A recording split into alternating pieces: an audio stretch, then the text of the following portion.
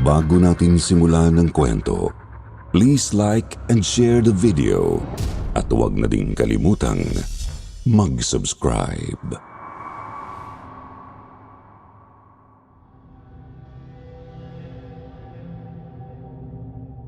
Karaniwan nating naririnig na walang magandang bunga ang paghihiganti. Ngunit sadyang may mga bagay na nagtutulak sa isang tao na maningil. Maningil ng kabayaran para sa matinding kamalian at hinagpis na kanyang dinanas. Minsan din ay may pangangatwiran pang gumaganti upang hindi na maulit sa iba ang kanyang kinarap. Ngunit ang iba naman ay gumaganti sa ngalan ng makasariling mga kadahilanan. Kaya naman minsan ay naitatanong natin sa ating mga sarili, kailan ba nagiging makatuwiran ang paghihiganti? Yan ang ating aalamin sa ating kwento ngayong araw. Nangyari ito noong pang dekada 70 sa isang liblib na baryo sa isla ng Negros. Isang umaga, nagulantang na lamang ang mga tao nang may matagpo ang bangkay ng isang dalaga sa may ilog.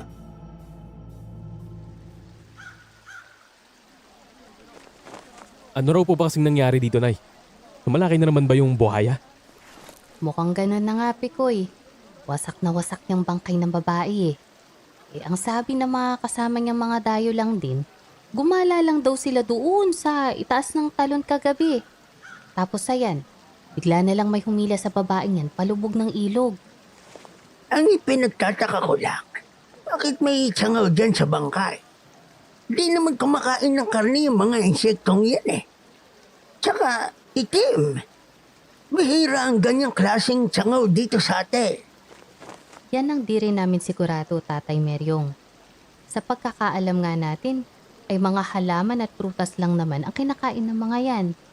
Basta nang matagpuan namin yung bangkay kanina sa gilid ng ilog, andyan na yung mga tsangaw.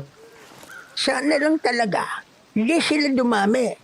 Oo, hindi naman pangkaraniwan ng pagsalanta ng mga tsangaw dito sa lugar natin. Pero mabuti nang magdasal.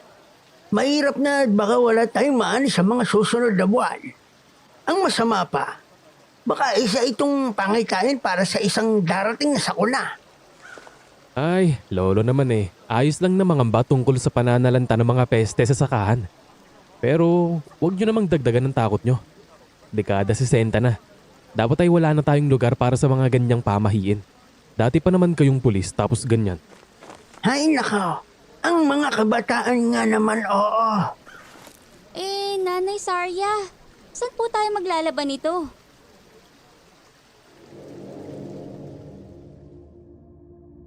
Hindi maiwasang mangamba ng mga tao sa nangyari. Bagamat may mga buwaya sa kanilang lugar ay bihira namang may mapatay na tao ang mga ito.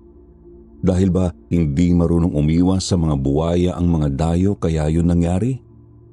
Yun na lamang ang ipinagpalagay ng mga taga-baryo. Bagamat may nag-iisip na baka may mas malalim pa itong dahilan. Agad naman nila itong isinasantabi.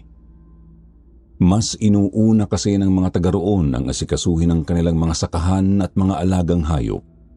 Mas mahalagang siguraduhin ang kanilang kabuhayan. Subalit, minsan sadyang tumatama ang masamang kutob ng mga nakakatanda. Gumulong ang mga araw at linggo.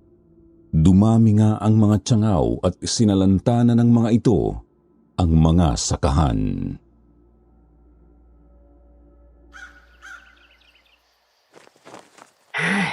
Ito na nga bang sinasabi ko?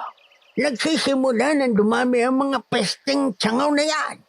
Hindi naman sila dumadami ng ganyan dito sa atin. Mula noong bata pa lang ako, mga tagustos ng pinakamalaking sakit sa ulo ng mga magsasaka. Pero tsangaw, bihira. Kung ganun saan kaya galing ang mga pesteng ito ngayon, Lolo Meryong? Malabo namang bigla-bigla na lang silang sumusulpot mula sa kawalan, di ba? Yan ang di ko rin talaga alam, Apo. Kahit yung mga kapitbahay nating mga magsasaka, ay wala ring maibigay na paliwanag.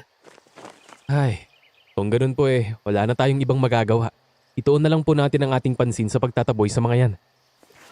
Mas mabisa sana ang pagtataboy kung malalaman at mapupuksan natin ang mismong pinanggagalingan nila. Pero ngayong malabo pa yon. Umasa na lang muna tayo sa pagwiwisik ng katas ng sili sa mga pananim. Magpausok na rin tayo. Lumipas pa ang mga linggo. Walang magawa ang mga magsasaka sa liblib na baryo kundi ang magbakasakali sa mga alam nilang pangtaboy ng mga peste sa sakahan. Ngunit hindi ito nagiging mabisa. Sa halip ay lalo pang dumami ang mga tiyangaw sa mga taniman ng palay, mais at gulay. Nasira ang kanilang mga pananim at hindi na maganda ang tinatakbo ng kanilang ani. Lubhang kumonti ang kanilang naibabagsak sa bayan kaya lalong naghirap ang kanilang pamumuhay. Kung ano-ano na ang inisip nilang maaaring solusyon hanggang sa isang almusal ay may nabanggit si Lolo Meryong sa kanyang pamilya.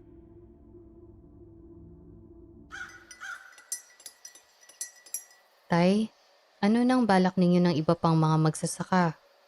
Luging-lugi na tayo sa pananalanta ng mga tiyangaw May napag-usapan kami sa pagpupulong kagabi. Magsasagawa tayo ng pag-aalay. Ha? Anong pag-aalay, Lo? Parang ritual. Mag-aalay ng manok at kambing. Sa totoo lang, wala sa atin ang may alam kung paano gawin ang ritual na ganito. Wala kasing albularyo o babaylan man lang dito sa baryo. Hindi namin alam kung saan ba na maghahanap. Ang meron lang sa atin ay isang manggagamot na wala ring alam sa mga ritual. Pero gusto na namin subukan ang lahat ng pwedeng subukan paraan.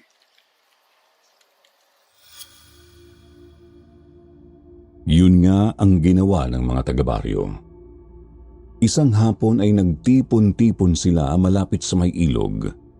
Doon ay nagsagawa sila ng mga pananalangin at nagkatay sila ng isang puting manok at isang kambing.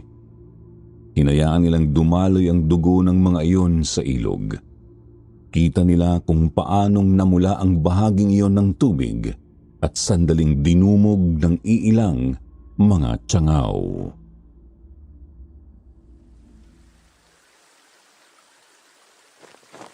Oh, anong nangyari, Lo? Bakit dinapuan ng mga tiyangaw ang dugo sa tubig? Hindi ko rin talaga alam, Apo. Una nga ay hindi naman sumisip-sip ng dugo ang mga yan. At lalong ilag din sila sa bumubugsong tubig. Katakatakang wala silang pakialam. Kahit mamatay pa sila sa ilog. Nagtaka ang mga taga-baryo sa kakaibang kilos ng mga tiyangaw. Ngunit isa sa kanila ang nagsabing maaaring hudyat na yon na tinatanggap ng mga insekto ang kanilang pag-aalay. Subalit hindi pa rin yun naging sapat upang pahupain ang pananalanta ng mga tiyangaw. Tuloy-tuloy pa rin ang kanilang paninira sa mga pananim, kaya naman naulit pa ng naulit ang kanilang pag-aalay. Hanggang isang umaga, nagulat na lamang si Pikoy at ang kanyang lolo nang humahangos na dumating ang bunsong si Manda.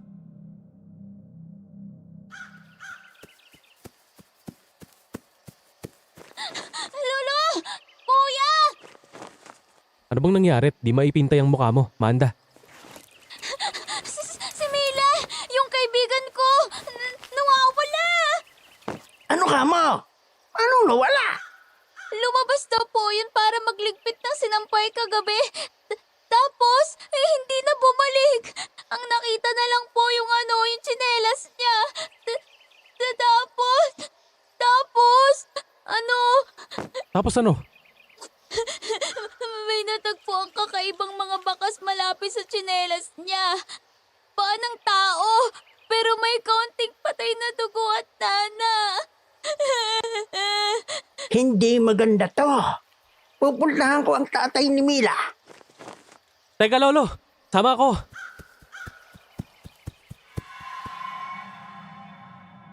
Hinalughog ng mga taga-baryo ang buong lugar, pati na sa may ilog. Ngunit hindi talaga natagpuan ang nawawalang si Mila. Ang nakita lang ay ang isa pa nitong tsinelas na may bahid ng sariwang dugo. Kaiba sa patay na dugong nasa mga bakas ng paa. May nakita rin silang iba pang mga kaparehong bakas. May mga bahid din ng patay na dugo at pinagkukumpulan din ng mga tiyangaw. Nabalot ng pagkabahala ang liblib na baryo. Hindi maiwasan ng mga taong mangamba na baka sunod na mawala ang kanilang mga mahal sa buhay. Kasabay na rin noon ang paglutang ng iba't ibang mga kuro-kuro kung sino o ano ang kumuha kay Mila. Bagay na napag-usapan ni na Lolo Meryong kinagabihan.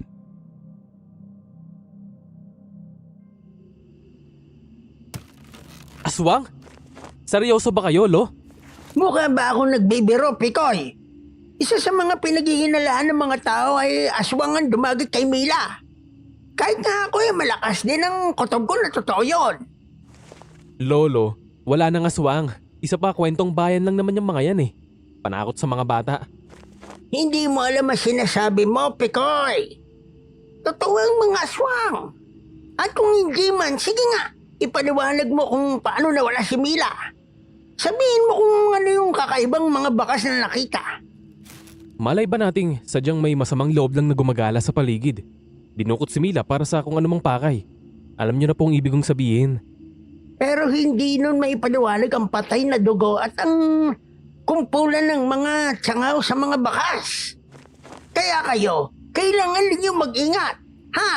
Sarya, Manda, kapag kayo ay aalis, mas maigi kung isama niyo palagi itong si Pikoy. Magdala rin kayo lagi ng mga pangontra sa aswang. Asin, bawang, o kalamansi. Itay, di naman kaya masyado lang nating tinatakot ang mga sarili nating yan. Mas mabuti ng sigurado, Sarya. Kaysa naman magising na lang tayong huli na lahat.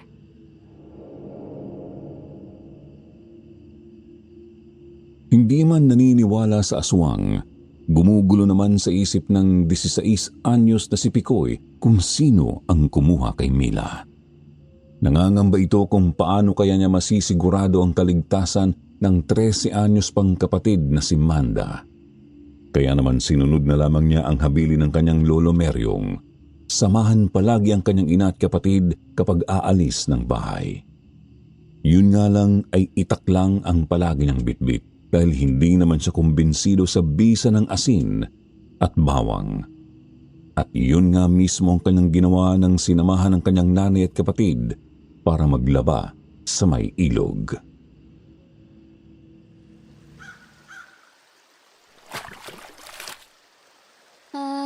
Kuya, Nay, kayo ba ay naniniwalang aswang ang kumuha sa kaibigan kong si Mila? Mahirap pang magsalita, anak. Wala pa kasi tayong matibay na ebidensya kung aswang ba o kung sinong masamang loob lang. Hindi naman po totoo ang mga aswang, Nay. Ang mga matatanda lang naman ang nagpupumulit ng kwentong yan. Kung ganun, bakit sinunod mo pa rin si Lolo, Kuya? Bakit sinamahan mo pa rin kami ni Nanay dito sa ilog para maglaba kahit di naman kailangan? Nag-aalala lang ako para sa inyo. Siyempre, gusto kong siguraduhin ligtas kayo.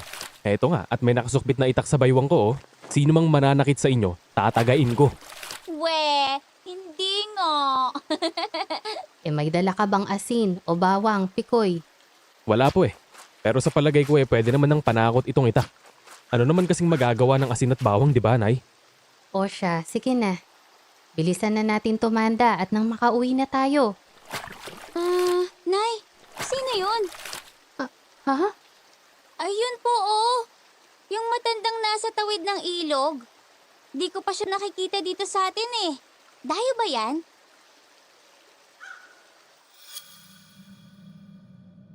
Napalingon si Nanay Sari at Pikoy sa itinuro ni Manda. Sa tawid nga ng ilog ay nakita nila ang isang payat na matandang lalaki. Nakatayo yun sa ilalim ng isa sa mga matatandang baleteng naroroon. Kapansin-pansin ding kakaiba ang balat nito. Maiisip mo agad na ketongin yung tao dahil tila ba naaagnas ang maraming bahagi ng balat nito. Napakadungis din ng suot nitong puting damit. Nang mulay putik na nga yun dahil sa karumihan. Duming maaaring dulot ng masamang kalagayan ng kanyang balat o ng literal na putik sa kakahuyan.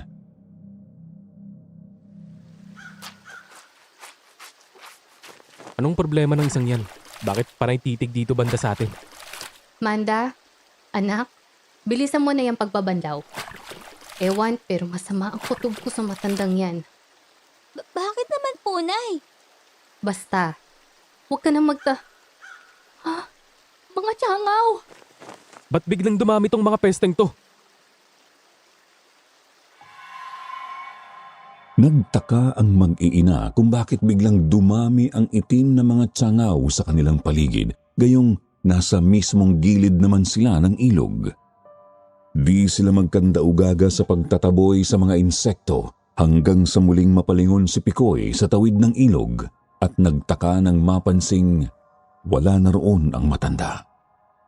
Sa halip may nakita siyang paparating na laksa-laksang mga tsangaw. Sa dami ng mga iyon ay nagmumukha ng isang itim na ulap ang paparating. Naroroon ang mga iyon sa tawid ng ilog at halatang lumulundag o lumilipad papunta sa kanilang kinaroroonan.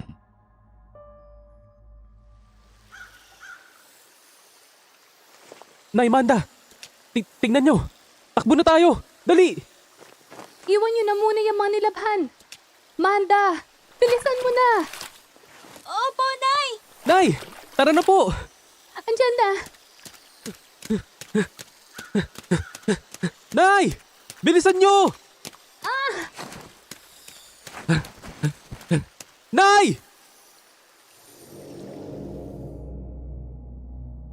Nadulas si Nanay Sarya habang tumatakbo upang takasan ng mga tsangaw. Si Pikoy naman ay sandaling napalingon sa kanyang nanay. Akma na sana niya itong tutulungan subalit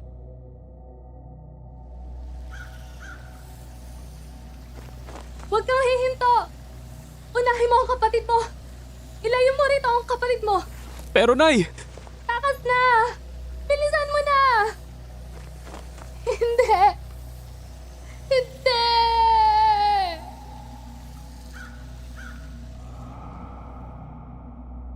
kitang-kita ni Pikoy kung paanong nilamon ng laksa-laksang mga tsangaw ang kanyang Nanay Sarya.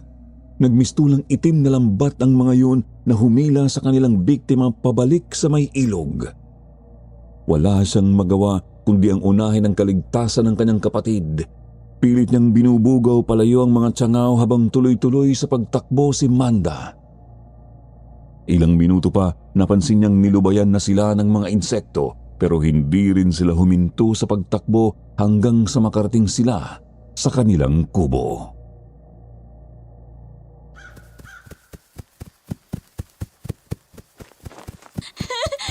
Lolo! Lola! Si Nanay po! Si Nanay Sarya po! Si Nanay! Anong nangyari, Manda? Anong nangyari sa nanay niyo? Lo!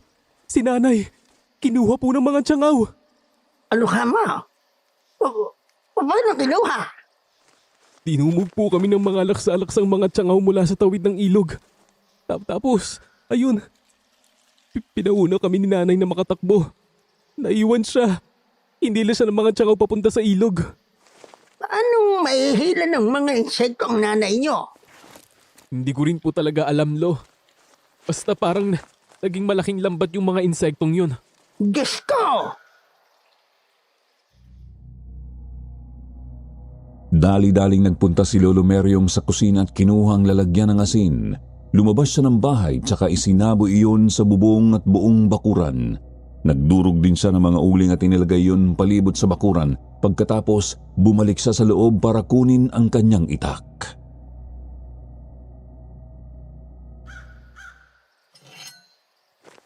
Naalis muna ako para hanapin ang nanay niyo.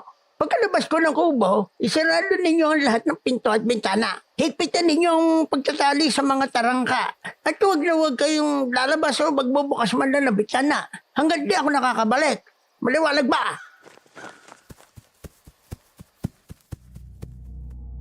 Hindi na nakapalag ang magkapatid sa atas ng kanilang lolo Meryong, basta namalaya na lang nila itong lumalabas na ng kubo at inutusan sila ulit na magkandado ng mga bintana at pinto. Naiwan ang magkapatid ng puno ng pagkabahala para sa kanilang nanay Sarya.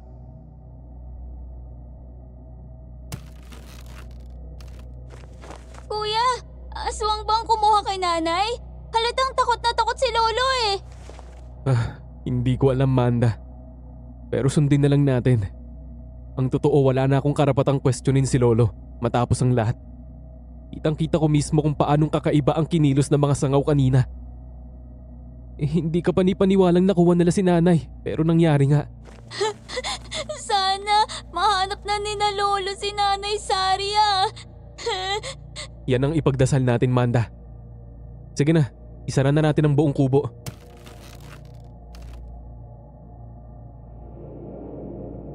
Yun nga ang ginawa ng magkapatid. Sinarado nilang maigi ang mga pinto at bintana. Tinali rin nila ng mahigpit ang bawat tarangka sa likod ng mga yun. Pagkatapos ay mataman silang naghintay sa loob ng kubo. Ni hindi na nila naisip maghanda ng hapunan ng gumabi. Subalit, sumapit na lamang ang alas 7 at dumaan ang alas 8 ay hindi pa rin bumabalik ang kanilang lolo Meryong. Lalong tumindi ang pag-aalala ng magkapatid. Hindi sila mapalagay. Ramdam nila parehong gusto na nilang sumunod kay Lolo Meryong at tumulong sa paghahanap.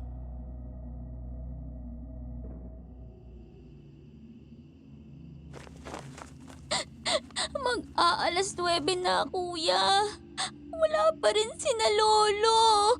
Ano kayang nangyayari doon? Palipasin lang natin ang gabi.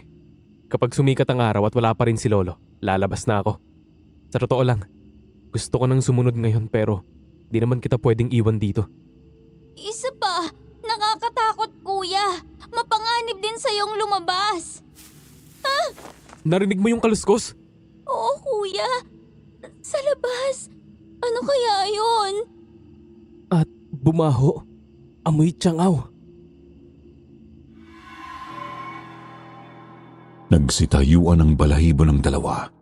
Nakarinig pa sila ng magkakasunod na kaluskos mula sa labas ng kubo. Sa tansya ni Pikoy, doon yun galing sa may halamanan sa labas ng bakuran. Palipat-lipat din yun ng pwesto mula sa kanang bahagi ng bakuran, pumupunta sa likod tapos lumilipat sa kabilang bahagi.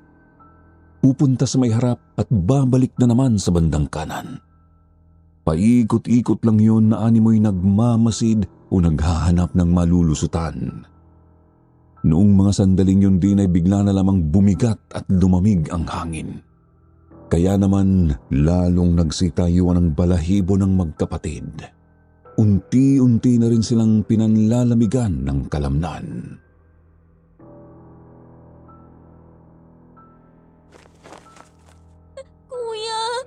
Kuya, anong gagawin natin? Kumalma ka lang, Manda. Nakahanda na itong ita ko. Sa oras na magkamali ang demonyong yan, tatagain ko talaga yan. Ilang sandali pa, natigilan ulit ang magkapatid nang may kumatok sa kanilang pinto. Sandali silang nagkaroon ng pag-asa, ngunit agad din iyong napundi ng matauhan si Pikoy.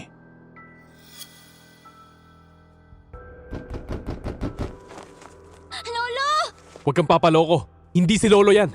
Kung si Lolo yan, tatawagin niya agad tayo.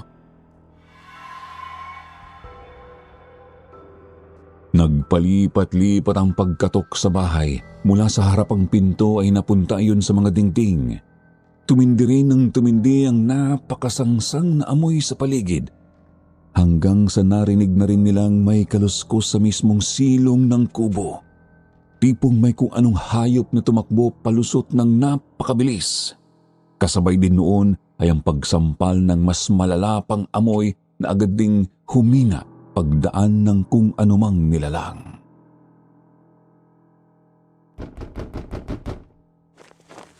Kuya! Natatakot na ako! Baka masira na yung dingding natin eh! Lolo! Nasaan ka na ba? Naman! Sino ka ba kasi? Ano bang kailangan mo sa amin? Tumahimik na. Wala na ba, kuya? Huwag kang pakampante. Baka naghihintay lang yan ng tiyempo. Sana nga tama ako. Sana nga, nilubayan na tayo ng kung anumang nilalang na yon. Mga apo! Andito na ako! Buksan niyo itong pinto! Lolo? Si Lolo! Nandiyan na si Lolo! Mga apo! Andito na ako! Buksan niyo itong pinto! Teka, kuya! Pagbuksan ko! Lolo! Nasaan po? Ah! Ah! Kuya!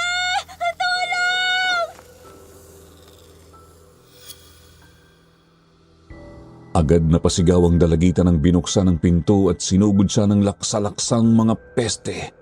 Nakita naman ni Pikoy kung paanong hinila rin ng gakumot na mga tiyangaw ang kanyang kapatid. Siya naman mismo ay nilusob din ng mga iyon, bagamat kapansin-pansing itinutulak siya ng mga iyon pabalik sa loob ng kubo.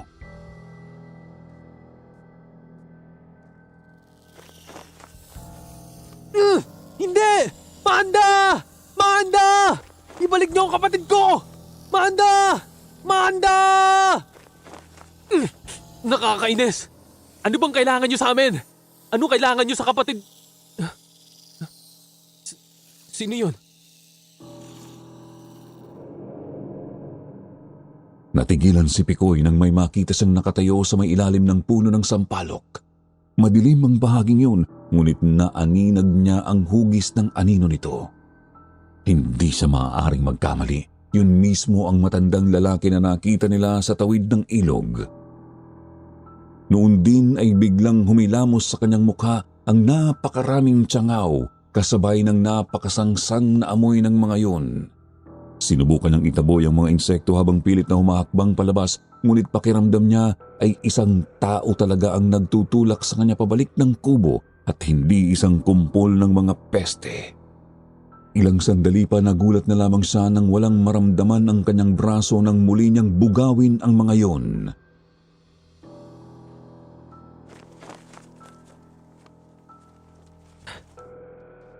Nasa na? Nawala? Paanong nawala na lang silang bigla? Si Manda. Kailangan kong makita si Manda.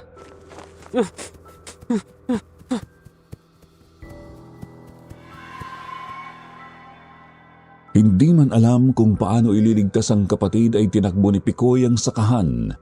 Tinahak niya ang direksyon papunta sa may ilog. Sa daan ay sakto namang nakasalubong niya si Lolo Meryong. Kasama nito ang iba pang mga taga-baryong tumulong sa paghahanap ng kanilang nanay Sarya. Marami sa mga kasama ng matanda ay may dalang kani-kanyang sulo.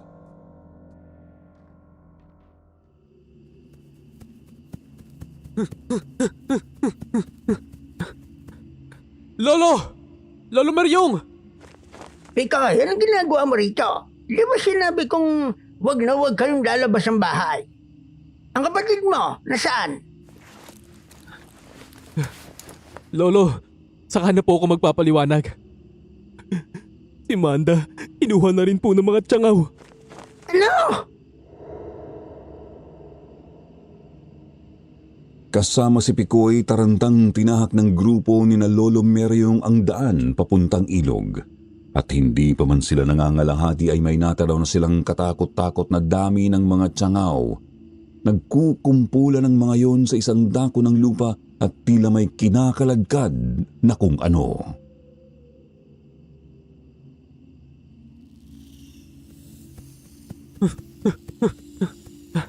Lolo, doon po! May kumpulan po ng mga tiyangaw doon. Mga kasama, andoon! Ihanda ang inyong makasalaw! Gamitan natin ang apoy ang mga peseng yan! Mala! Andyan na kami! Mabilis na lumapit ang grupo sa kumpulan ng mga insekto. Agad nilang itinapat ang kanilang mga sulu sa mga peste. Ang iba pa nga ay sinilaban ang mismong mga damo sa bahaging yun. Si Pikoy naman ay naglakas loob at pilit na sinuong ang kumpulan ng mga tiyangaw hanggang sa mahablot na nga niya si Manda.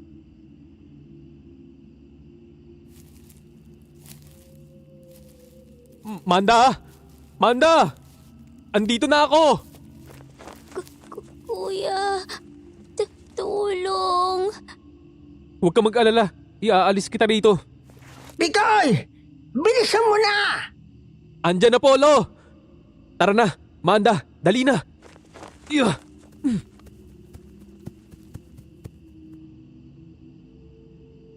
Nagawang mahila ni Pikoy ang kapatid mula sa kumpulan ng mga tiyangaw. Pagkatapos ay mabilis na binuhat ni Lolo Meryong ang dalagitang apo pauwi ng kanilang bahay. May sumama ring isang manggagamot para lapatan ng lunas ang mga kagat ng insekto sa buong katawan ni Manda. Si Manda naman mismo ay tuluyan na ring nawalan ng malay noong mga sandaling iyon.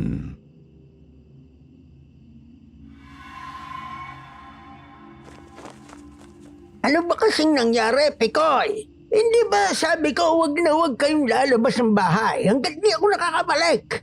Nawala na nga ang nanay Sarian ninyo. Tapos nangyari pa to. Naisahan ka, Melo. Noong unay nagparamdam yung aswang, may mga kaluskos at katok sa palibot ng kubo. Bumaho rin ng husto ang paligid. Pagkatapos ay bigla na lang tumahimik ng husto. Akala namin umalis na yung halimaw. Sunod na lang naming narinig ang boses ninyo sa labas. Tinawag nyo kami para pagbuksan kayo. Bago pa man ako makapag-isip ay mabilis nang binuksan ni Manda ang pinto. Tapos ayun, tinumog na kami ng mga sangaw. Ginaya ng tampalasan ng boses ko? Ganun na nga, Polo. Patawarin niyo po ako. Nabigaw akong protektahan ng kapatid ko. Huwag mo nang sisihin ang sarili mo, Apo. Sadyang tuso lang talagang demonyong yon. Si nanay, nahanap niyo na po ba? Wala kaming ibang nahanap kundi pulit na bahagi ng duster ng nanay mo. May konting bahid ng dugo. Hindi. Wala nga sana akong balak na umuwi ngayong gabi. Nakakatakot kasing isipin kung anong pwedeng mangyari kay Sarya sa pagdaan ng oras. Lo, ituloy niyo lang po ang paghahanap kay nanay. Total, may kasama naman po kami rito ni Manda. Sige. Pakikiusapan ko na din yung isang kumpare kong tanod na bantayan kayo para sigurado. Muling nagsara ng kubo sina Pikoy nang makaalis ang kanilang Lolo Meryong. Kasama nila ng kapatid sa loob ng bahay ang manggagamot ng baryo. Mabagal na gumulong ang gabi at madaling araw.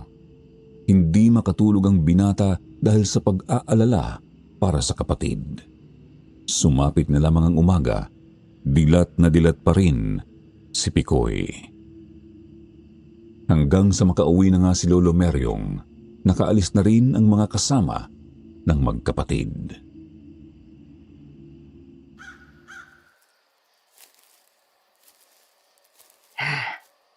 Wala pa rin talagang nanay mo. Ang masama pa rito, may nakita na naman kaming kakaibang mga bakas. Ganun pa rin. May patay na dugo at nana. Mga bakas? Saan po ninyo nakita, Lo? Diyan sa puno ng sampalok. Sa labas lang ng bakuran natin. Sinasabi ko na nga ba, hindi ako namalikmata sa nakita ko. Nakita? Ano? Noong dinumog kami ng mga tiyangaw ni Manda, napatingin po kasi ako dyan sa may puno ng sampalok. May nakita akong anino ng tao. Di ko maaninag ng maayos kasi madilim. Pero sigurado akong kahawig nun ang tindig ng matandang nakita namin sa tawid ng ilog. Yung sinasabi niyong parang kay Tongay ng balat. Opo, yun nga po. Ang problema lang wala naman kaming mahanap na kakaiba sa may ilog. Kahit gaano pa namin yung suyurin. Hindi nga lang kami makalusong kagabi kasi delikado. Pero may binabalak ang mga kasama ko. Balak? Tutumbukin namin ang kuweba sa ilalim ng talon. Pauusukan namin yon. May hinala kasi yung isa namin kasama. Baka raw aswang sa talon ng kalaban natin. Aswang sa talon? Doon kasi tumuturo ang patunay eh. Ang aswang sa talon ay isang uri ng halimaw na naninirahan sa mga talon, lalo na sa mga liblib na lugar. Gaya nitong baryo natin. Mabalahibo ang anyong aswang nito. Ngunit kapag na ganyong tao naman, ay isang matandang mukhang ketongin ang nakikita mo. Nabubulok ang balat na parang naagnas. At higit sa lahat, amoy tsangaw ang aswang nito. Hindi lang naman po simpleng amoy tiyangaw ang gumagambala dito sa baryo, Lolo. Yun nga eh, lumalabas na kaya rin niya mismong pasonorin ng mga peste. Kaya siguro bigla na lang dumagsa ang mga tsangaw dito. Kahit hindi pa naman tayo sinasalantaan ng mga insektong yan, nang ganito kalala dati. Lo, pabantayan muna natin ulit si Manda sa manggagamot. Gusto kong sumama sa inyo. Sasama ako sa talon. Sige, pero dalhin natin itong si Mandar sa bahay ng manggagamot. Mas maraming taong pwedeng magbantay sa kanya roon. Hindi tulad dito sa kubo natin na malayo sa mga kapitbahay. Tanghali na nang lumakad ang magsasakang maglolo. Parehong may nakasukbit na tig-isang itak sa kani-kanyang baywang. Inihabilin nga muna nila si Manda sa manggagamot.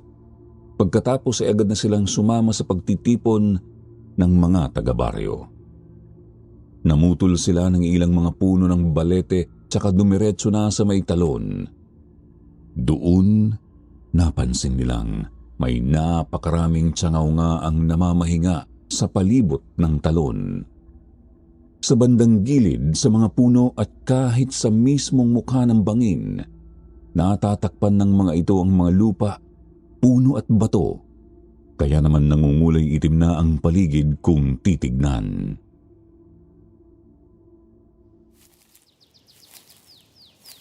Lo, aanhin po ba yung mga kahoy ng balete? Yan ang gagamitin natin panggatong. Maraming di nakakaalam pero sinasabi kasing nangihina ang mga aswang sa usok na nagmumula sa nasusunog na balete. Pero mukhang dito pa lang sa labas ay kailangan na rin nating magsunog. Nagsiga sila ng apoy gamit ang iilan sa mga kahoy ng balete sa may gilid ng ilog. Kumuha rin sila ng iba pang mga tuyong kahoy na pwedeng gamiting panggatong. Gumawa sila ng marami pang siga upang maitaboy ang karamihan sa mga insektong nasa paligid ng talon. Ang iba sa mga peste ay nasunog o namatay. Ang iba naman ay nabulabog at nagsialisan. Umabot pa ng halos 1 oras ang pagtataboy nila sa karamihan ng mga peste. Noong napakonti na nila ang mga yon ay tsaka na nila sinimulan ang pakay. Maingat na pumasok ang iilang kalalakihan sa loob ng kuweba sa likod ng talon. Sinisigurado nilang hindi mababasa ang dalang mga kahoy ng balete at mga posporo. Ilang sandali pa, napansin na ni Picoy na umuusok na ang loob ng kuweba. Mula roon ay may lumalabas ding mga tsangaw na nagtatangkang makatakas. Lumulusot ang mga iyon sa likod ng bumabagsak na tubig.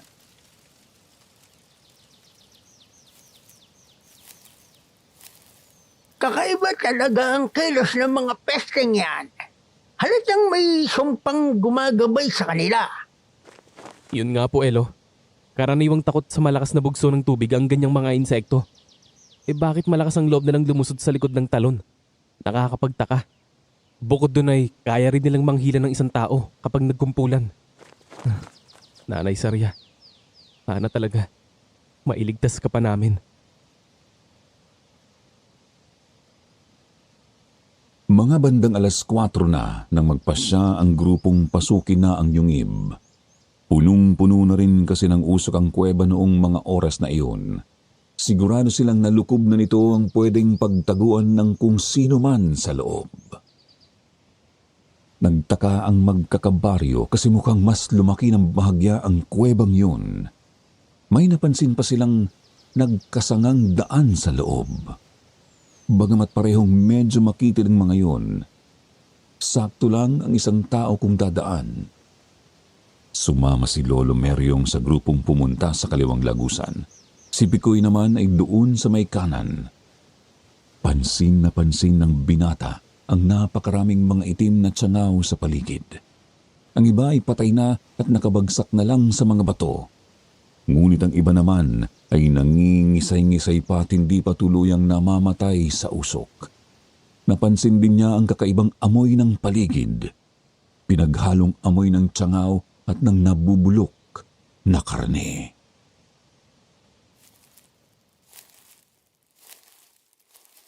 Paano kaya nagkaroon ng ganitong mga lagusan dito? At pati ba naman dito sa loob ay may mangilan-ngilang mga tiyangaw pa rin?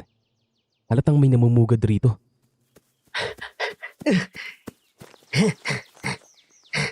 Mga kasama! Mga kasama! Tara sa kabilang lagusan! Bilisan niyo! Pikoy! Pikoy!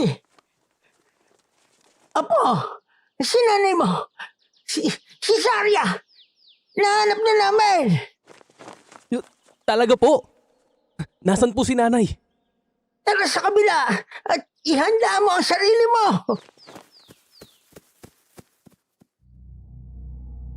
Dali-daling nagtungo ang grupo ni Pikoy sa kabilang lagusan.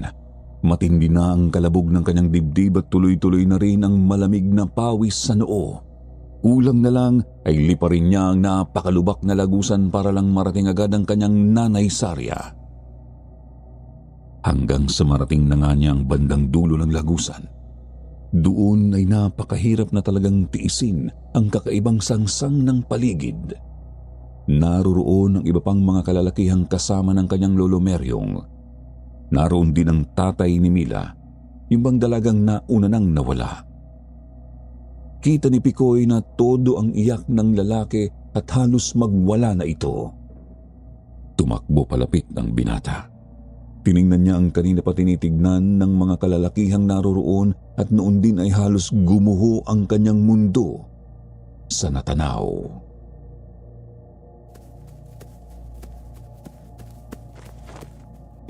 Hindi. Hindi ito totoo. Hindi.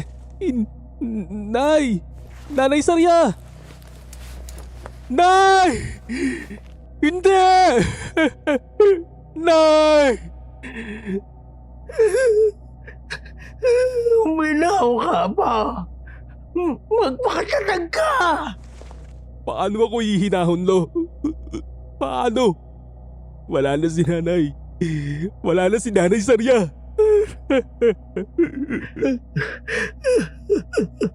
Alam ko, Apo. Pero kailangan pa rin natin magpakatatag. Para kay Manda. Kailangan pa natin balikan ang kapatid mo.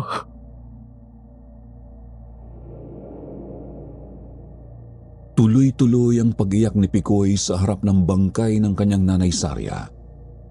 Nakasiksik ito sa isa sa mga sulok ng yungib sa bandang likod ng mga bato. Namumutla at naninigas na. Wala nang anumang laman loob at wala na rin kahit isang patak ng dugo. Kapansin-pansin ding puno ng maliliit na mga butas-butas ang kanyang katawan na gawa ng itim na mga tiyangaw. Ilang sandali pa ay may isang kasamang lumapit kina Pikoy at Lolo Meryong. Itinuro nito ang isang mas maliit pang lagusan sa bandang likod ng yungib. Kapansin-pansing sariwa pa ang pagkakahukay noon at kasya lamang ang isang tao kung gagapang papasok.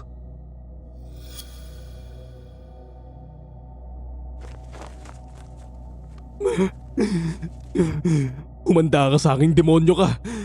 Hindi ako titigil hanggat hindi kita napapatay. Pikoy!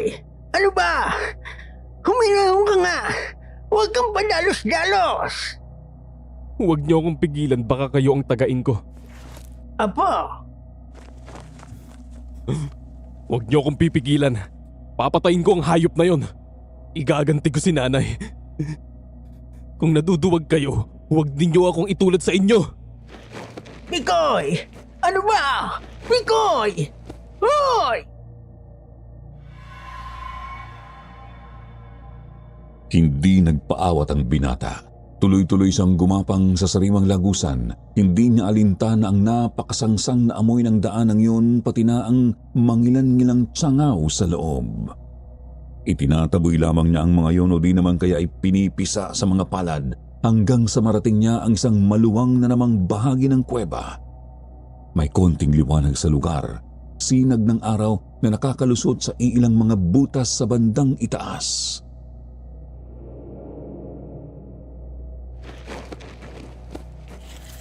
Magpakita ka sa aking demonyo ka. Harapin mo ako. Alam kong nandito ka lang. Harapin mo ako ano? Naduluwag ka? Matapos mong manggulo sa amin, babahagyang buntot mo. Labas na.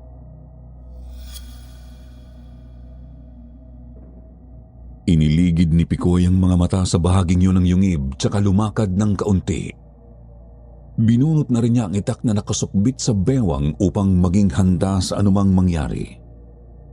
Ilang lakad pa napansin niyang mas lalo pang tumapang ang pinaghalong amoy ng tsangaw at bulok na karne sa kanyang kinaroroonan. Sa tindi ng amoy na yun, para na siyang nasa ilalim ng kumpul ng napakababahong mga peste at may bangkay ng hayop sa kanyang harap. Napahinto si Pikoy nang makaramdam siya ng kakaibang bigat at lamig sa hangin. Nanayo ang kanyang balahibo at nanlamig ang kanyang kalamnan. Parehong-pareho sa kanyang naramdaman nang sumalakay ang halimaw sa kanilang kubo. Hanggang may marinig siyang kumaluskos na mga bato sa isang dako. Kumabog ang kanyang dibdib. Napalingon siya sa pinagmumulan ng tunog at nanigas ng makatitigan ang napakapupulang mga mata sa dilim. Sunod na lang niyang namalayang lumulundag na papunta sa kanyang kinatatayuan ang isang itim na halimaw. Napaigtad si Pikoy at agad niyang naipansalag ang hawak na itak sa nakaumang nakukunang aswang. Subalit sadyang mas malakas ang tampalasan kaya naman napaatras ang binata. Nabitiwan ng patalim at napaupo sa isang sulok ng kuweba. Hindi pa man niya nangunguya ang nangyayari ay nakita na niyang sinusugod na siyang muli ng halimaw. Gumulong siya sa mabatong lupa para umiwas, ngunit nakalmot pa rin ang aswang ang kanyang balikat.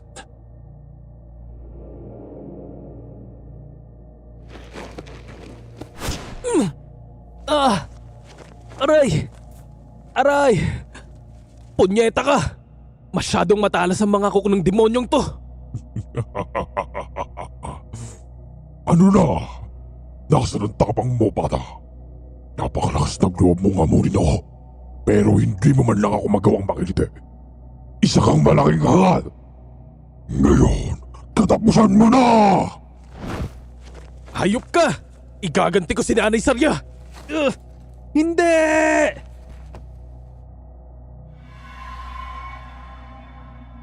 Nagulantang si Pikoy nang biglang hablutin ng mabalahibong aswang ang isa niyang binti, pagkatapos ay agad sa nitong inangat at hinambalos sa isang may kalakihan ding bato.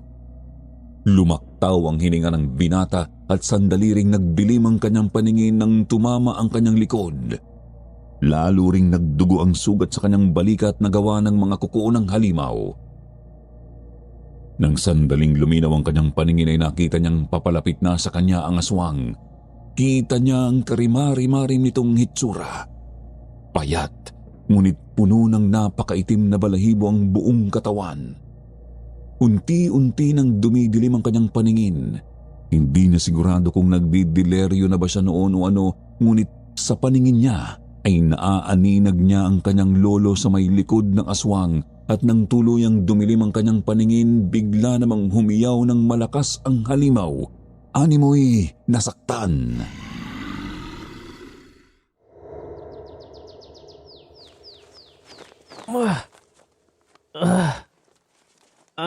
Aray! Ang sakit ng ulo ko. Pati kasukasuan ko. Apakasakit din. Mabuti naman at nagising ka na rin, Pikoy. Lolo, anong nangyari? Munti ka nang maging hapunan ng halimaw na yon. Mabuti na lang talaga dumating kami. Halos 2 araw ka ng tulog. Kung minalas ka pa, baka hindi ka na nagising. Yung aswang, nasa na po? Napatay ba ninyo? Nataga ako siya sa likod pero nakatakas. May isa pa palang lagusan palusot sa bandang likod ng kinaroroonan niyo. At hindi nyo sinundan para tugisin? Lolo naman eh. Gintong pagkakataon na yun, sinayang nyo pa.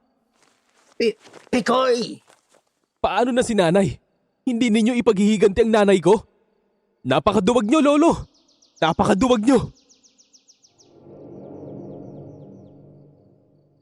Napayuko ang matanda at bumuntong hininga. Sinundan na lamang din siya ng tingin ni Pikoy nang maglakad palabas ng silid. Nang makalabas ang kanyang lolo ay napapikit na lamang ang binata sa kinahihigaan. Sandali niyang naisip na sumobra rin siya sa pambubulyaw kay Lolo Meryong. Subalit nang maalala ang kanyang nanay Saria ay muling tumigas ang kanyang damdamin. Napatiim ang kanyang mga ngipin at napakuyo mga palad sa kagustuhang makaganti. Ang hindi alam ni Pikoy, hindi pa pala tapos ang pasakit na kanyang tatanggapin noong araw na yun.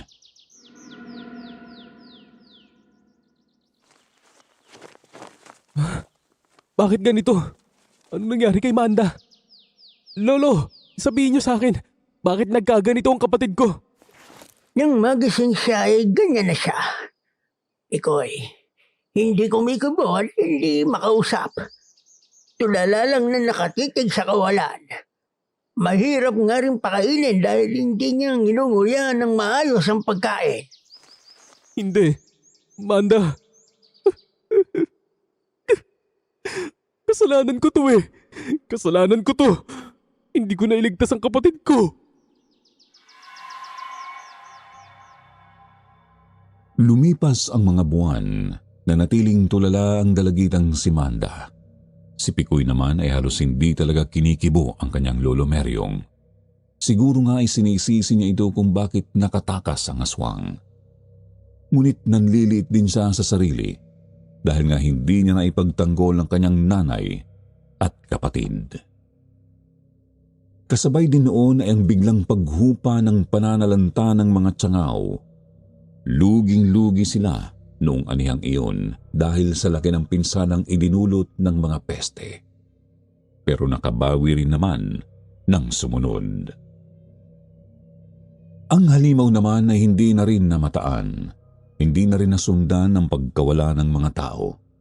Kaya naman napanatag ang mga taga-baryo at muling naging mapayapa ang kanilang lugar. Subalit hindi pa rin talaga humuhupa ang gulo sa kalooban ng binatang si Pikoy. Matindi pa rin ang kanyang kagustuhang makaganti sa aswang.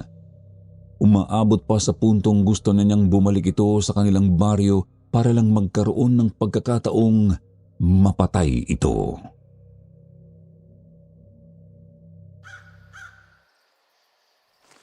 Apo, ano yung naririnig ko sa mga kapitbahay na ginugusto mo nang bumalik ang aswang? Wala na kayo ron. Alam kong may tampo ka sa akin. Pero mag-inihinay ka sa hinihiling mo, Pikoy. Tandaan mong hindi lang ikaw ang malalagay sa matinding alanganin pag nagkataon. Isa pa'y hindi mo kayang labanan ng halimaw na yon. Kahit nga siguro isang tarantadong tao lang ay hindi mo kayang pabagsakin eh. Yan ang hirap sa inyo. Masyado kayong maingat. Kaya hindi natin mahuli-huli ang pesteng aswang na yan eh. Kasi puro kayo mga duwag ng mga kabaryo natin. Aray ko. Anong problema nyo? Ngayon galit kayo sa akin? Ang dami mong dakdak. Labanan mo ako. Matapang ka, di ba? Malakas ka. Talunin mo ako. Ito pang isa.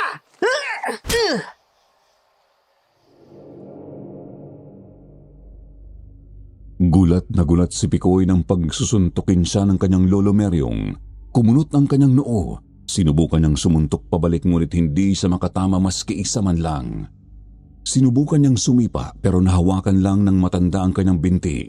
Kasunod noon ang mabilis nitong pagsiko sa kanyang mukha kaya tuloy-tuloy siyang napabalandra sa gilid ng palayan. Hindi pa nakontento si Lolo Meryong. Sinipa at tinadyakan niya ang nakahigang apo. Hindi siya tumigil hanggang sa makita niya itong namimilipit na sa sakit ng katawan.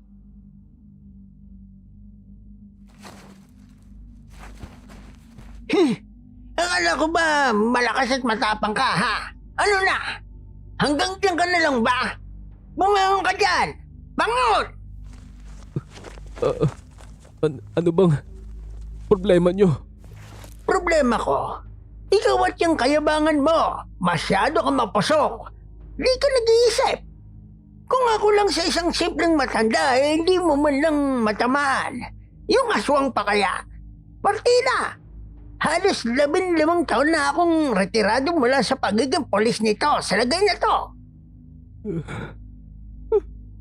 Kung hindi ako kikilos, sinong gaganti para kina nanay? Anong gagawin ko, Lo? May ilang akong paraan na posibleng tumalo sa aswang na yon. Pero siyempre, kailangan muna nating magsanay. Tuturuan kitang lumaban na po. Sa mga sumunod na buwan ay sinanay nga ni Lolo Meryong ang apo. Yan ay habang patuloy pa rin sila sa pagsasaka at habang inaalagaan si Manda. Mabuti na lang unti-unti namang bumubuti ang kalagayan ng dalagita. Nagagawa na nitong alagaan ang sarili bagamat madalas pa ring tulala at hindi makausap ng matino. Mabilis na lumipas ang 2 mapayapang taon sa liblib na baryo.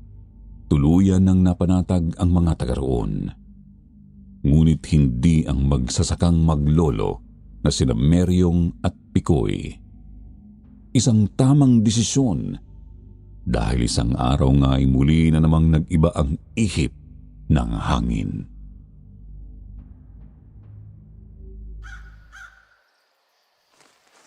Basta Pikoy, tandaan mo, 6 na bala na lang ang meron niyang lumang pistola ko. Naitago ko naman yan ng maayos pero hindi ako sigurado kung gagana pa yan. Kaya nga, hindi ako sumugal ng basta na gamitin niya ng basta nung nagdaang paggagambala ng aswang. Pero ngayon, sa palagay ko dapat matutunan mo rin gamitin yan. Baka sakali kasi na ikaw magkaroon ng pagkakataon na mabaril ang halimaw na yon.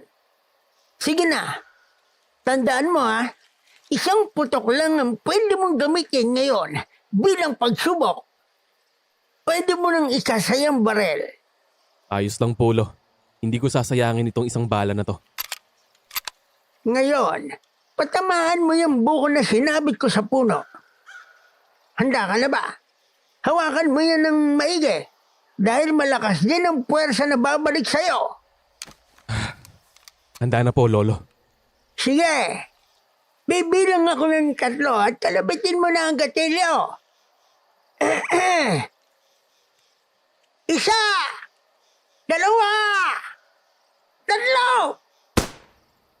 Naku, sayang. Hindi ko natamaan ng solido. Ayos na yon. Nadaplisan mo nga Hindi na masama para sa unang subok.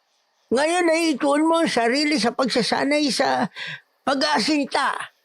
Yung panal lang munang gamitin mo para hindi masayang ang mga bala ng baril. Areglado, Lo. Nagbalik na sila! Nagbalik na siya! Ayoko! Ayoko sumama! Layuan niyo ako! Lumayo kayo sa akin! Si Manda. Puntahan natin, Lo. Halos malaglag ang kaluluwa ng maglolo nang marinig ang sigaw ni Manda. Nagmumula pa iyon sa loob ng kanilang bahay na hindi naman kalayuan mula sa kanilang kinatatayuan. Taranta silang tumakbo papunta roon. Hindi pa man sila nakakapasok ay lalo na silang nabahala nang makitang may maraming mga tiyangaw sa may bintana. Tumuloy sila papasok at sumagad ang kanilang hilakbot nang makitang dinudumog ng mga peste si Manda. Pilit nagpupumiglas ang dalagita habang binubugaw ang mga insekto.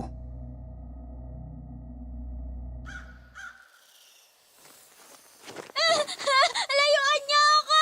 Tigilan niyo ako! Ano ba? Manda! Buisit! Nagbalik ng mga pesteng yan. Pikoy, tulungan mo ang kapatid mo na bugawin palayo yung mga tiyangaw. Magsisiga ako sa silong ng kubo. Sige, Polo.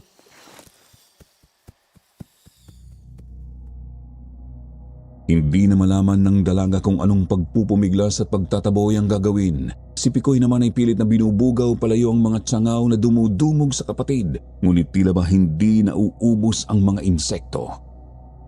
Ang kanilang lolo naman ay nagsiganga sa may silong ng kubo, umaasang maitataboy ng usok ang mga peste sa loob ng bahay. Tumalab naman yun, ngunit nag-iwan ng napakasangsang na amoy ang mga insekto nang mapalayas na.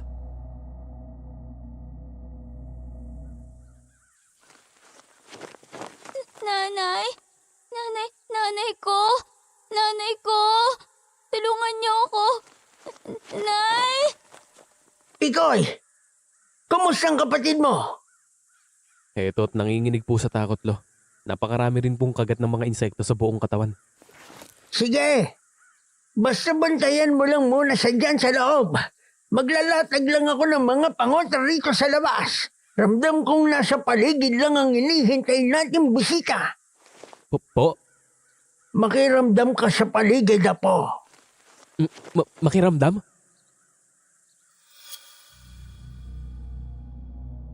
Gulat na gulat ang binata nang sinubukan niyang makiramdam sa paligid.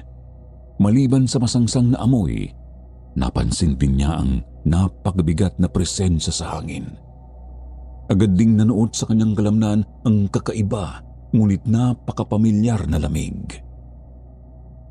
Nagsaboy ng asin at binurog na uling sa bakuran si Lolo Meryong, pati ang bubong ng kubo ay nilagyan na rin niya. Pinatay niya ang siga sa silong upang hindi masunog ang bahay. Pagkatapos ay nagsindi ng panibagong siga sa may harap ng pinto. Lumubog na ang araw nang pumasok si Lolo Meryong sa kubo. Sinarado niyang maigi ang lahat ng mga bintana at pinto. Nakaupo lamang si Manda sa kawayang sahig. Sina Lolo Meryong at Pikoy naman ay kapwa may mga hawak na itak. Ang pistola ay nakasukbit sa bewang ng binata. Pareho rin silang naging alerto nang may maulinigang kaluskos sa labas.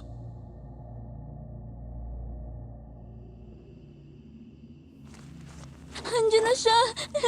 Andiyan na siya! Inay! Inay! Maging handa ka, Pikoy. Umaaligid ng tampalasan sa kubo natin. Nararamdaman ko siya, Lo. Patindi rin ng patindi ang napakasangsang niyang amoy. Ang mga tiyangaw! Nakakalusot na naman papasok ng bahay!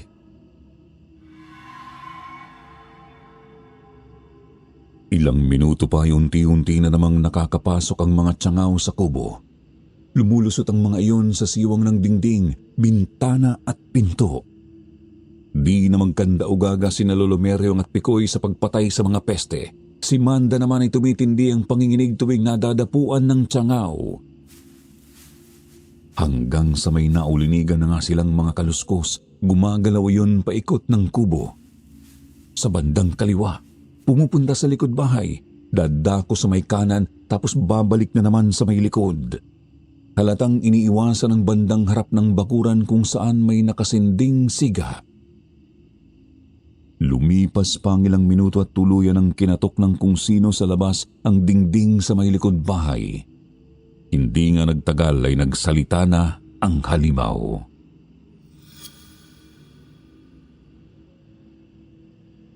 Alam kong nariyan ka lang. Hindi kami natatakot sa'yo. Ikaw na tumaga sa akin patalikod. Akala mo ba papalampasin ko na lang ang ginawa mo? Hindi. Sisiguraduhin ko magdurusa kang matanda ka. Mamatay ka! Tumigil ka! Hindi kami natatakot sa'yo! Lubayan mo na kami! Lubayan mo na ang apo ko! Sa ngalan ng Panginoon, lumayas ka ng demonyo ka! Dahil kung hindi, gigilitan ko talaga ang leg mo! Hindi ako natatakot sa Panginoon mo! Lolo, mukhang hindi tumatalab ang pagbabantahan ninyo. Mukhang desidido siyang makaganti sa inyo eh. Sa totoo lang ay nag-alala na ako, Pikoy. Pero hindi natin pwedeng ipakita sa aswang na natatakot tayo sa kanya. Lalong lalakas ang loob ng halimaw na yan pag nagkataon.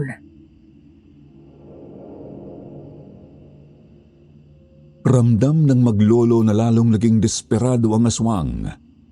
Mas lumalakas ang pangangalampag nito sa mga dingding. Lumulusot na rin ito sa mismong silong ng bahay. Animoy hindi alintana ang asin at uling na naisaboy roon ni Lolo Meryong. Kaya naman lalong pinagtibay ng maglolo ang kanilang mga sarili para lamang maprotektahan si Manda. Nakahanda na silang managa o manaksak anumang oras na biglang mawasak alinmang bahagi ng dingding. Subalit sadyang tuso ang halimaw. Nagulat na lamang sila nang dumami ng husto ang mga insektong lumulusot mula sa silong. Pagkatapos ay bigla na lamang bumigay ang kinaroroonan nilang bahagi ng kawayang sahig.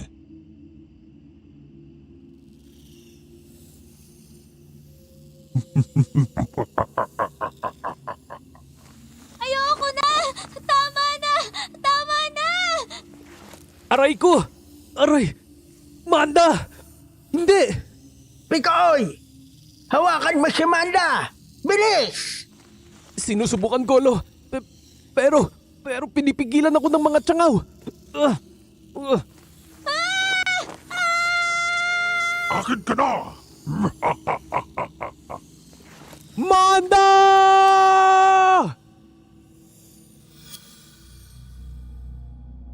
Pinilit ni Pikoy at Lolo Meryong na makawala sa mga tsangaw na pumipigil sa kanila.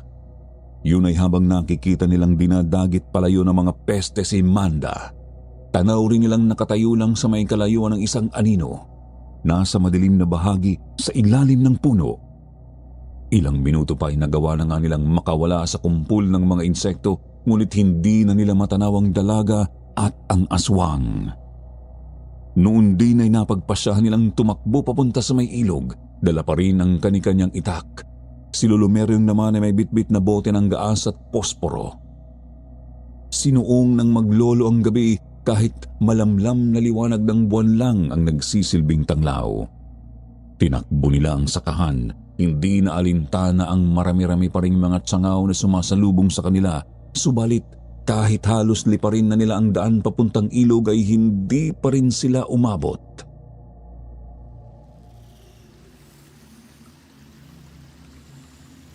Kuya! Lolo! Tulungan niyo ako! Tulungan niyo ako! Nandyan na ako! Nandyan na ako, Manda! Binitawan ni Pikoy ang dalang itak at hinagis ang lagayan ng pistola sa damuhan. Dali-dali siyang lumundag papunta sa ilog para sana abutin ang kamay ng kapatid. Subalit sa isang iglap ay nakita niya kung paanong nahila pailalim si Manda. Hindi niya nakita kung ano o sino ang humila sa dalaga, basta mabilis na lamang itong lumubog. Tarantang lumusong pailalim ang binata ngunit hindi na niya makita si Manda. Inangat niya ang ulo para sana huminga sandali. Balak pa sana niyang bumalik agad upang balugarin ang ilalim ng ilog, pero natigilan na lamang sila ng kanyang lolo nang makitang nangungulay pula ang bahaging iyon ng tubig.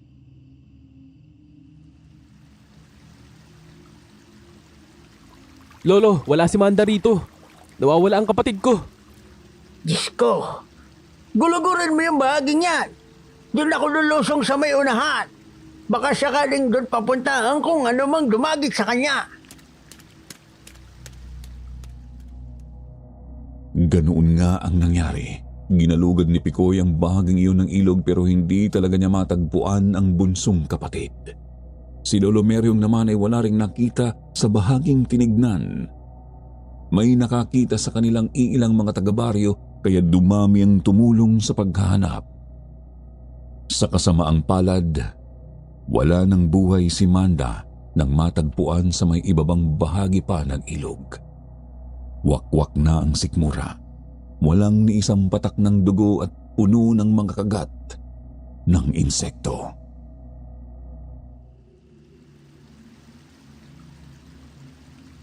Manda! Hindi! Kapatid ko! Manda!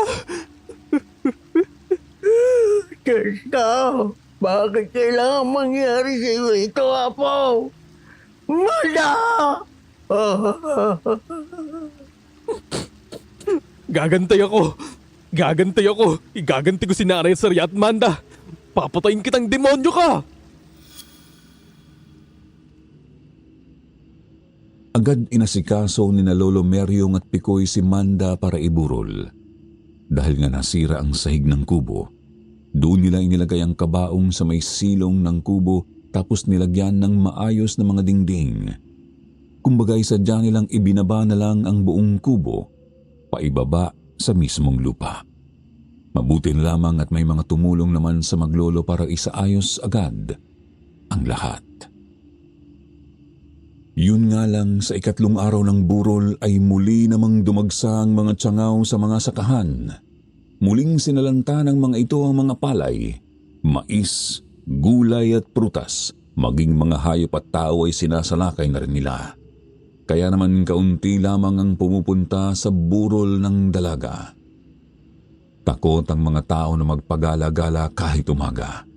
Ang mga lumalabas lang ay yung mga may pakay talagang tugisin ang halimaw.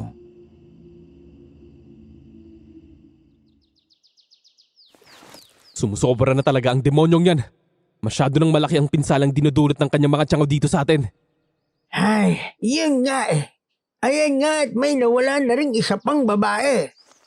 Ang matindi pa po, hindi siya mahanap-hanap ng mga tumutugis sa kanya. Mukhang nagtatago na ng maigi ang hayop na yan. Ano nang gagawin natin, Lo? Sasama ba tayo sa pagtugis sa aswang pagkalibing ni Manda? Hindi. Sa tingin ko ay hindi na kailangan.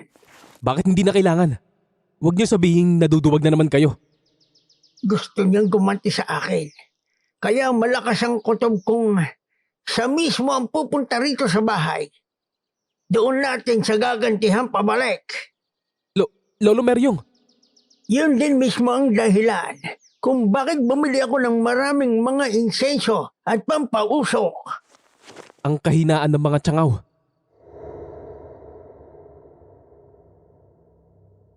Ang hindi alam ng maglolo, hindi na pala nila kailangang maghintay na matapos ang libing ni Manda. Kinagabihan ay tahimik na ulit ang paligid. Nakauwi na ang tagadasal ng burol at ang maglolo na lang ulit ang naiwang nasa harap ng ataul ng dalaga.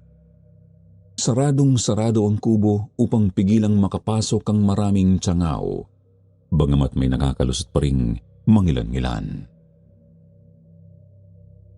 Mga bandang 10:00 matutulog muna sana si Pikoy sa kawayang upuan. Si Lolo Meryong muna ang maiiwang gising para bantayan ang ataul. Subalit hindi pa man nagtatagal sa pagkakaidlip si Pikoy ay bigla na lamang siyang napabalikwas ng bangon nang may maramdamang kakaiba sa hangin.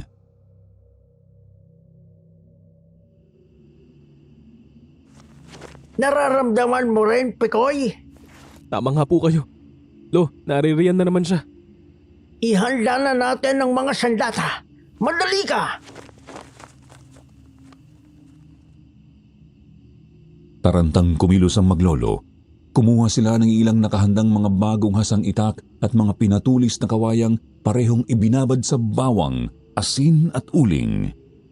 Ang baril naman ay binitbit ni Lolo Meryong, kargado na ng natitira nilang 5 bala. Ilang sandali pa, nagsimula na namang may kumaluskos sa paligid ng bahay. Noon din ay kinuha ni Lolo Meryong ang iilan sa mga insenso. Nilagay niya yon sa 3 mga palayok.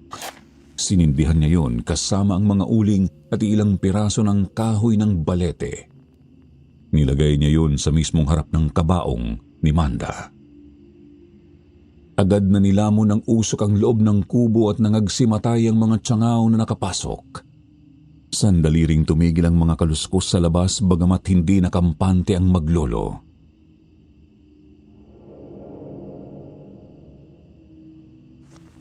Huwag kang pakampante, Pikoy. Naririyan pa rin ang napakabawang amoy at ang mabigat na hangin. Nakahanda na ako, Lo. Pusong matanda, akala mo ba talaga maitataboy mo ako gamit lang yan? Ang demonyo! Kung talagang hindi ka natitinag, sumugod ka! Hinahamon kitang hayop ka! Harapin mo ako kung gusto mong makaganti! At igaganti ko rin ang anak ko at ang apo ko! Makikita mo ang hinahanap mo, hanggal!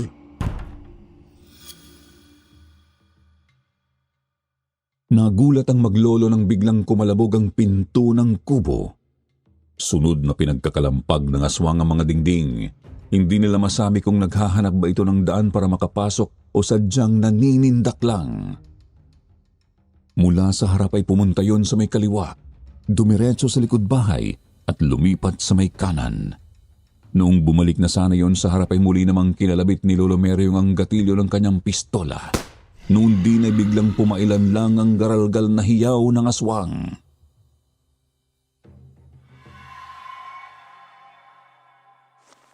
Huli kang demonyo ka!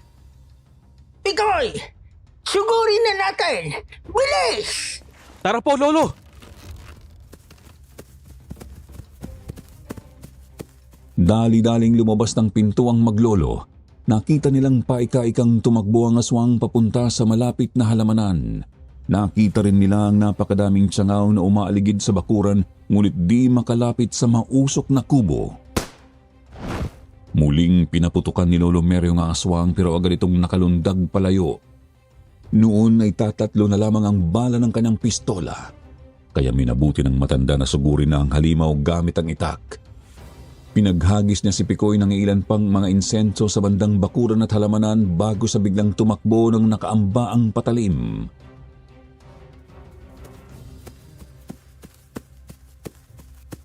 Humanda ka sa aking hayop ka! Hetong sayo! Lahanap mo ang kamatayan mo! Roar! Lolo! Ilag! Napayuko si Lolo Meryong nang inambahan siya ng kalmot ng halimaw, subalit bumuelo naman ang matanda at tinaga ang bandang hita ng aswang. Gayunpaman ay agad naman itong nakalundag bago biglang sinipa sa sentido si Lolo Meryong. Natumba patagilid ang matanda at nabitiwan niya ang kanyang itak. Hinabol siya ng kamot ng demonyo kaya agad siyang nagpagulong-gulong sa lupa. Nang makabuelo ay mabilis naman niyang itinutok ang pistola sa kalaban at agad itong pinaputok. Muling napahiyaw ang aswang ng tamaan ito sa may balikat pero dalawa na lang ang bala ni Lolo. Nanlisik ang mga mata at nagngalit ang mga ngipin ng halimaw. Gigil na sa isang hamak na taong ilang ulit na siyang napupuruhan. Doon ay tuluyan na siyang nilamon ng galit at itinuon ang pansin sa tangkang pagkalmot sa kaharap. Magkakasunod niyang winasiwas ang mga kuko para lang matamaan ang matanda. Ngunit dahil nanatiling malinaw ang isipan ni Lolo Meryong ay nagagawa niyang makailag.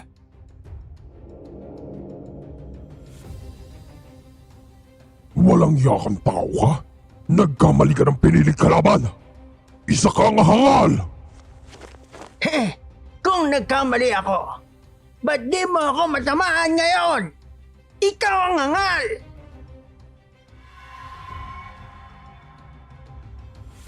Muling nilusob ng aswang si Lolo Meryong. Ang matanda naman ay biglang napasubsob sa lupa at hinablot ang nabitiwan niyang patalim. Inambahan ng tanga ni Lolo ang halimaw kaya humakbang ito paatras. Subalit hindi niya namalayang naroroon na pala si Pikoy. Biglang sinaksak ng binata ang gulugod ng aswang gamit ang isang pinatulis na kawayan. Umatungal ito ng napakalakas.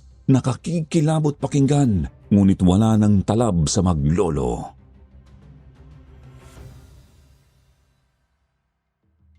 Mamatay kang demonyo ka!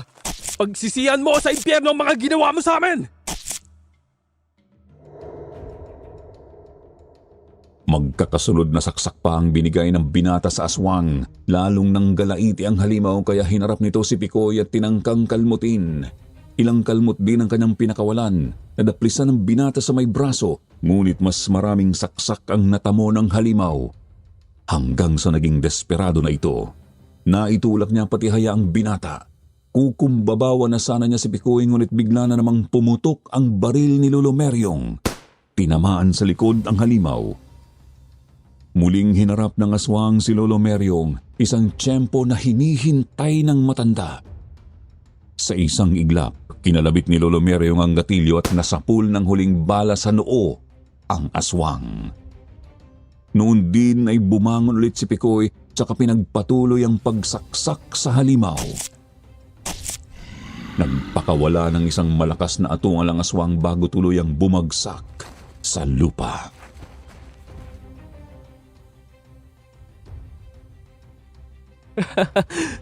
Lolo, nagtagumpay tayo, Lolo.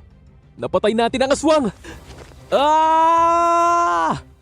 Nagawa natin, Apo! Nagawa natin! Nasiganti na natin sila Nanay Sarya mo at si Manda! Nagtagumpay tayo! Nagtagumpay tayo!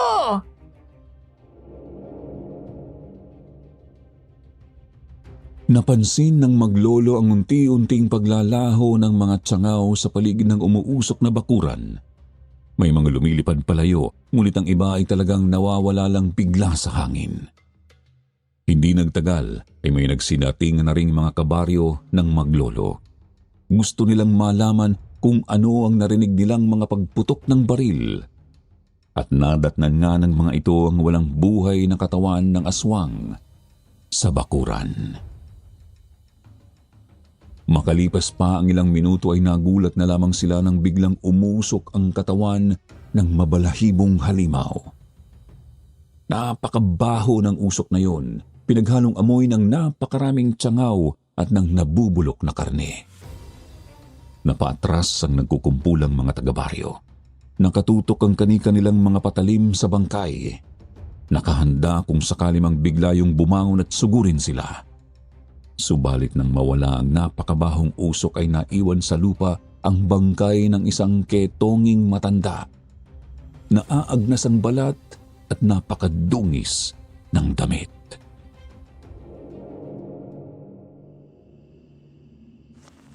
Ha? Hindi ako pwedeng magkamali. Siya yun, Lo! Siya yung matanda na nakita namin ni Nanay at Manda sa tawid ng ilog. Kung ganun ay siya nga talagang halimaw. Lo, anong gagawin natin sa katawan ng demonyong to? Kailangan sunugin. Sunugin niyang bangkay at ikalat sa abo ng palibot ng baryo. Maamoy yung mararamdaman niya ng iba pang mga aswang sa labas ng lugar natin. Magsisilbi ang panakot para magdalawang isip silang manggulo. Sang-ayon ako, Lo. Pagkatapos nun na ilamay pa natin si Manda ng isa pang gabi bago ilibing. Para naman makadalo ang iba pa nating mga kabaryo na malapit sa kanya. Kinuha ng magkakabaryo ang katawan ng aswang. Itinarak nila iyon sa isang nakatayong kawayan. Binuhusan ng gaas, tsaka sinilaban. Pagkatapos ay ikinalat nga nila ang mga abolito sa palibot ng baryo at simula noon, hindi na kailanman ginambala ng aswang o ng laksa-laksang mga tsangaw ang kanilang lugar. Namuhay ng mapayapa ang maglolong Meryong at Pikoy sa pagdaan ng marami pang mga taon. Bagamat nanatili ang mapait na alaala ng kanilang dinanas sa kamay ng isang kampon ng dilim.